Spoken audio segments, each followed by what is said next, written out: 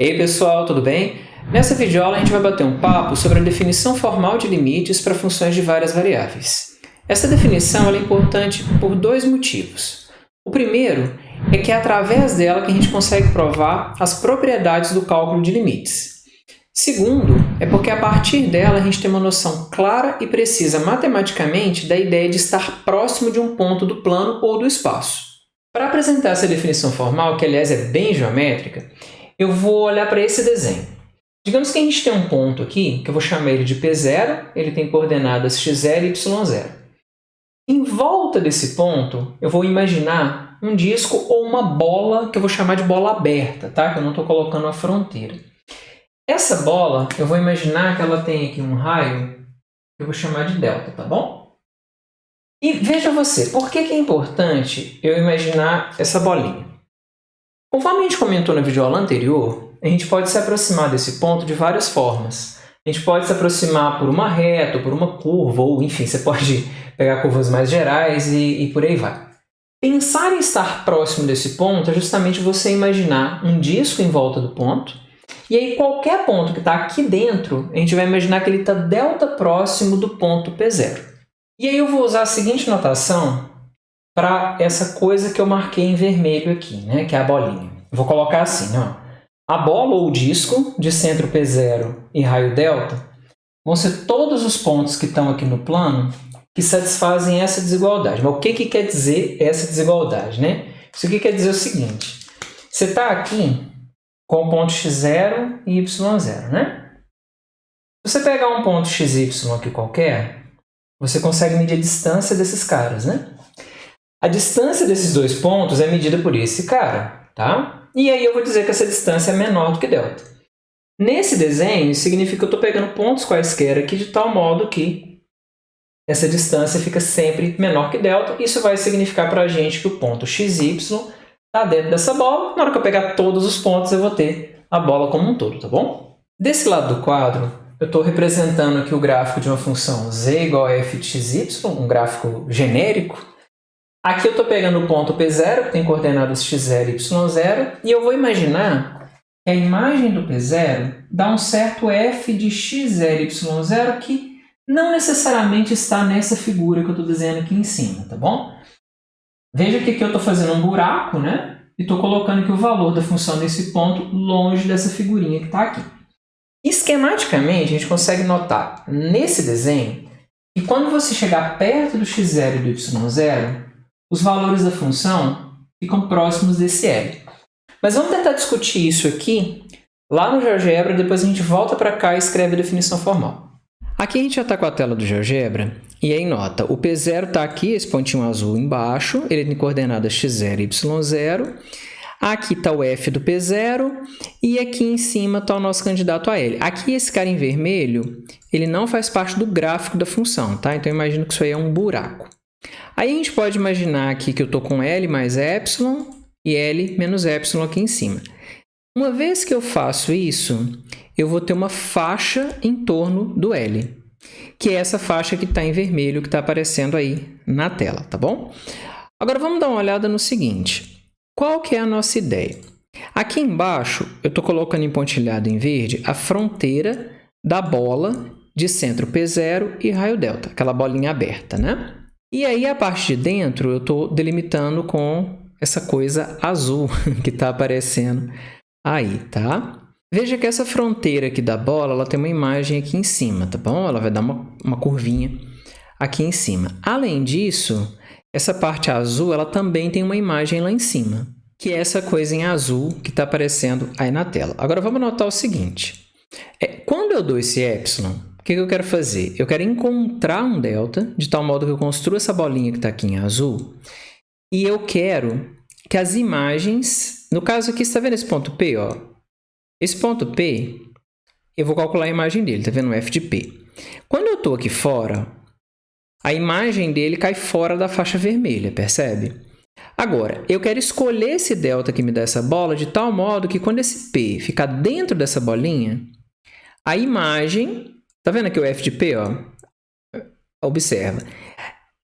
Toda vez que eu tiver aqui dentro dessa bolinha de raio delta, a imagem f de P cai dentro da faixa vermelha, que é a faixa dada por L mais epsilon e L menos epsilon. Aliás, esse cara ficou muito longe, né? O L está aqui e o L mais epsilon está aqui. Ó. Agora ficou melhor. Tá vendo? Ó, à medida que o P vai se aproximando do P0, o F de P vai se aproximando de L. E isso é representado a partir de quê? Da faixa vermelha e dessa coisa que está aqui em azul, que é a bolinha de centro P0 e raio delta. Essa que é a ideia geométrica da definição de limites, tá bom? Agora vamos voltar para o quadro. Depois dessa discussão geométrica que a gente fez no GeoGebra, a gente vai escrever a definição formal. Dá uma olhada para cá. A gente quer definir o limite de f de xy quando xy tende para x0 e y0. A gente vai dizer que esse limite dá L quando? Veja bem, a gente quer garantir que as imagens sempre fiquem próximas do L quando os pontos estão próximos do P0. P0 é esse ponto aqui, né? Então, a ideia é o quê? A gente vai fazer uma faixa em torno do L. A gente vai colocar aqui um L mais epsilon e L menos epsilon. Aí você cria uma faixa, tá bom? Criada essa faixa, a gente vai escrever isso assim, ó. Dizemos que esse limite é L se dado epsilon. O que tem que acontecer quando eu dou esse epsilon, né? A gente quer garantir que quando a gente está perto do P0, as imagens ficam próximas do L. Para dar essa ideia de proximidade do ponto P0, a gente vai usar essa ideia. Então, quando a gente der um epsilon, a gente vai querer que existe um delta. O que é existir o delta? É pensar numa bolinha desse tipo. Então, quando a gente pensar nesse delta, a gente vai imaginar uma bola aqui em volta do P0. Vou colocar ela aqui, ó.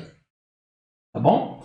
Essa aqui é a bola de centro P0 e raio delta, tá bom? E aí, que propriedade que essa bolinha tem que ter? A gente deseja que todo ponto que está aqui dentro dessa bola, com a possível exceção do P0, porque veja, o P0, a imagem dele está longe do L, tá bom? É aquela ideia de que o limite não necessariamente tem que coincidir com o valor da função do ponto. Então a gente quer que os pontos que estão dentro dessa bola, com a possível exceção do P0, sejam tais que a imagem deles fiquem aqui dentro dessa faixa. Ou seja, a gente quer que as imagens de pontos que estão delta próximos do P0 estejam epsilon próximas do L. E aí, como que a gente vai escrever isso? Bem, a gente vai querer o seguinte, ó, se dado epsilon, existir um delta tal que. O que tem que acontecer? A gente não quer que o ponto fique dentro da bola e que ele seja diferente do P0, né? Então, a gente vai pegar isso aqui, ó. Estar na bola é dizer que esse cara é menor do que delta. Então, a gente vai escrever assim, ó. Esse troço aqui é menor do que delta, tá bom? Só que lembra do que eu falei. Eu estou querendo pegar os caras aqui com a exceção do P0. Então, a gente vai colocar que isso aqui é positivo. Porque se a gente tivesse com P0, aqui ia dar x0 e y0. Aí esse troço ia dar 0, né? Então, eu quero evitar esse cara. Então, toda vez que isso aqui acontecer, então a imagem vai estar epsilon próximo do L. Então, essa que é a definição formal de limite. Porém, ela tem toda uma ideia geométrica por detrás. A gente vai fazer um exemplo agora em que a gente vai garantir que um determinado limite dá um valor usando essa definição formal. Agora que eu notei que na definição faltou colocar um C aqui, né? Ficou estranho, né? Se dado epsilon, existe um delta tal que, aí ficou faltando colocar, faltou escrever se isso, então isso. Agora tá bonitinho. O exemplo que eu quero fazer é esse, ó. Use a definição, né, a definição de limite, para mostrar que esse cara dá 0. Bom? Vamos ver como que a gente faz isso. Na definição formal, a gente tem que mostrar que dado epsilon vai existir um delta, tal que toda vez que isso aqui acontecer, vale isso. Nesse caso, o x0 e o y0 são 0, né? Então, esse cara que está na raiz aqui, ele fica assim, ó. Porque, afinal de contas, o x0 e o y0 são nulos. E aqui, a gente tem a função é esse troço, né? E o candidato a limite para a gente é o 0. Então, a gente está precisando de uma situação desse tipo, né? Que dado epsilon, tem que existir um delta, tal que toda vez que isso aqui acontecer, então essa diferença em módulo fica menor do que epsilon. Qual que é a estratégia para fazer isso? A gente meio que faz de trás para frente. Então, a gente vai fazer um rascunho aqui, ó. Vou fazer assim, rascunho. A gente quer isso aqui, né? A gente quer que esse cara... Aqui eu já estou tirando o 0 da história, tá? A gente quer que esse cara fique menor que epsilon sempre que esse cara for menor de que um delta. A gente quer escolher o delta, tá? O que a gente vai fazer? A gente vai manipular esse troço que está aparecendo aqui. Só que a gente vai notar uma coisa, ó. Observa que esse sujeito é sempre menor do que esse, né? Mas por que eu estou fazendo isso? Porque aqui tem um y², né? Então vamos notar. Esse cara é menor do que esse, então esse quociente fica sempre menor do que 1. Então esse quociente que está aparecendo aqui, ele sempre vai ser menor do que 1. Vai ficar um x na jogada. O módulo de x é a raiz de x², que por sua vez é menor ou igual que essa raiz quadrada de x2 mais y2. Não é à toa que eu estou procurando por esse cara, é porque esse sujeito ele aparece aqui, percebe? Então veja, a gente pode pegar esse cara e manipular. Veja bem, a gente pode fazer essa conta, ó. 2xy², esse troço que está aqui, a gente, por essa conta que está aqui, né, a gente pode escrever esse cara assim, ó. Esse cara é igual a 2 módulo de x vezes, aí você vai ficar com y² sobre x² mais y², né? Esse troço aqui a gente acabou de ver que é menor do que 1, então isso aqui é menor que 2 módulo de x. E o módulo de x, por sua vez, é menor que esse sujeito. Então, a gente fica com 2 raiz de x2 mais y2, correto? Então, veja, a gente quer que esse cara seja menor do que y, né? E esse cara a gente viu que é menor que esse. Então, se a gente impuser que esse cara é menor do que y, tá bom? Quem que vai ser o delta para a gente? Ó, vamos comparar as coisas. Isso aqui vai acontecer se esse cara for menor que y dividido por 2. É só passar o 2 para cá, correto? Então, veja.